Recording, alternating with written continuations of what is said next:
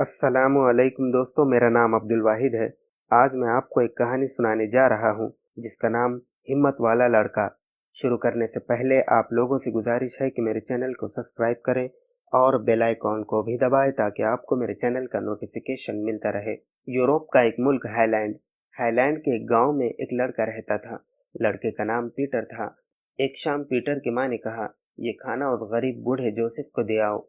Joseph बहुत गरीब था। वो एक टूटे-फूटे घर में अकेला रहता था। किसी ने कुछ दे दिया तो खा लिया, नहीं तो भूखा सो रहा। जोसेफ का घर पीटर के घर से थोड़ी ही दूर पर था। पीटर खाना लेकर जोसेफ के घर की तरफ चल दिया। उस रोज पानी खूब बरसा था। जिधर देखो पानी ही पानी। पीटर एक नहर के किनारे-किनारे चल रहा था। बारिश उस वक्त रुकी हुई थी। फिर भी अचानक पीटर को लगातार पानी गिरने की आवाज सुनाई दी। यह आवाज कहाँ से आ रही है? उसने दिल ही दिल में सवाल किया।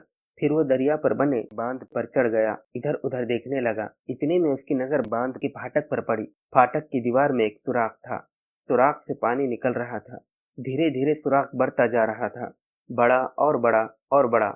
पीटर ने सोचा, अगर ये सुराख इसी तरह फैलता गया तो पानी का रेला तेजी से आएगा, गांव को बहा ले जाएगा, तबाही मचेगी। फिर क्या किया जाए? इसके नन्हे से दिमाग में एक तरकीब आई। वो सुराख से पीठ लगाकर बैठ गया। सन्नाटा था।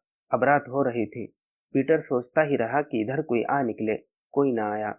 सुराख से पीठ लगाए वो बैठा रहा। सर्दी लगने लगी। थकान छाने लगी। फिर भी पीटर इसी तरह जमा रहा। उसे गांव को बचाने की फिक्र थी। सुबह हुई। एक किसान उधर से गुजरा। किसी बच्चे की कर्राहने की आवाज सुनी। चौंक कर देखा तो पीटर नजर आया। पीटर सर्दी से अकड़ गया था। किसान ने उसे उठाया। पीटर के उठते ही सुराख से पानी का रेला आया। किसान की समझ में सारी बात आ गई। उसने पुकार पुकार कर लोगों को बुलाया। लोग आ गए। जल्दी जल्दी फाटक के सुराख को बंद किया।